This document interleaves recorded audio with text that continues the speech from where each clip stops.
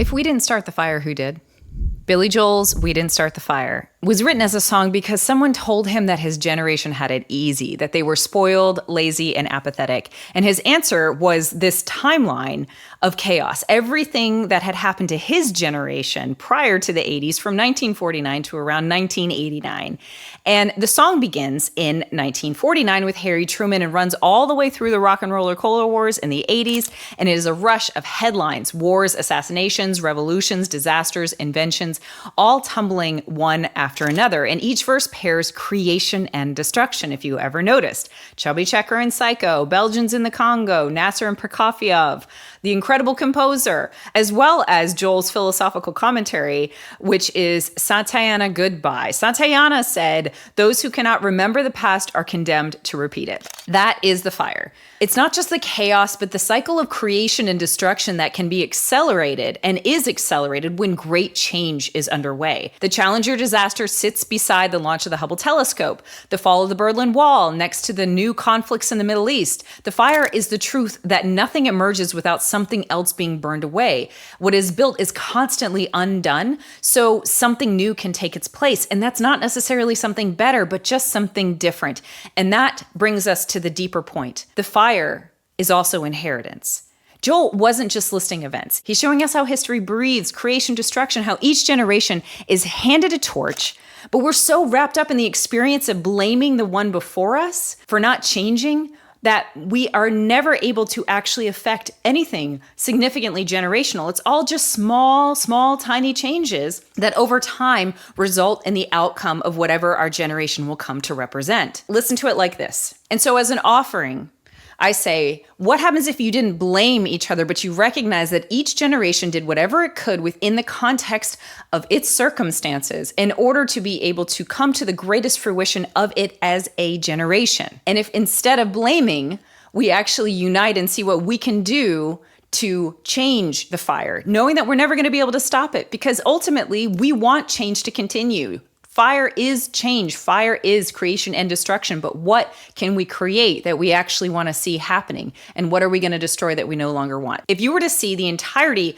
of all generations as a single person going from the greatest generation all the way through to generation alpha, and it's through the phases of all life, meaning one phase of this greater person's life is represented to a phase of that single person's life. So we have the silent generation and the greatest generation, who are the experience of childhood trauma. We don't actually have a choice as to whether or not we go on the Great War or we have the Great Depression. Those are such big, massive things. And the starvation that happened and the trauma that happened in both of those things are very similar to childhood trauma, where we don't have a choice. Then we have the boomers who inherited rubble. They tried to build survival into prosperity.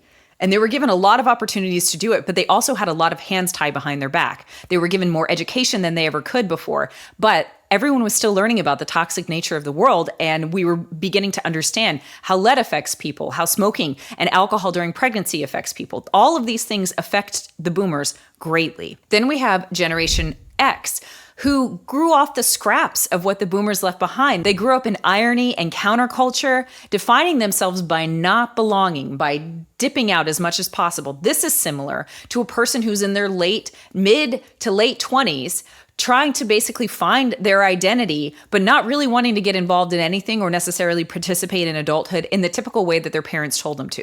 Then we have millennials. Millennials are someone who's going through their Saturn return to mid 30s, around like that. They're starved of intimacy.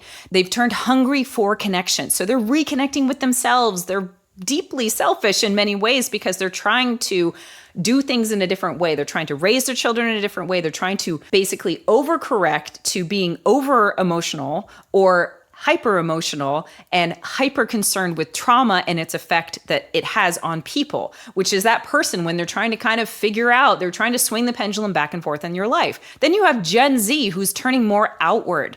They are the person who's in their late 30s. They are trying to rebuild community. They're seeing the vast devastation that's happened to them and the world as a result of turning inward and as a result of all the childhood trauma that's happened. And then you have Gen Alpha, who's coming into a world in which they don't have trauma in the same way. They know how to emotionally connect, and they are deciding where they want to spend their attention because their attention is going to be pulled everywhere. And so therefore, they are growing up doing what they want and focusing. That is their job as a generation. So if we see it this way, each generation is a stage of a single life that's stretched across a century. Trauma, rebellion, striving, people-pleasing, rebuilding, fighting for focus. Together, they form one arc of a human. So maybe Joel's refrain, "We didn't start the fire," isn't about blame at all. It's about awareness. Even if its original intention was blame or being like, hey, I had it really hard too.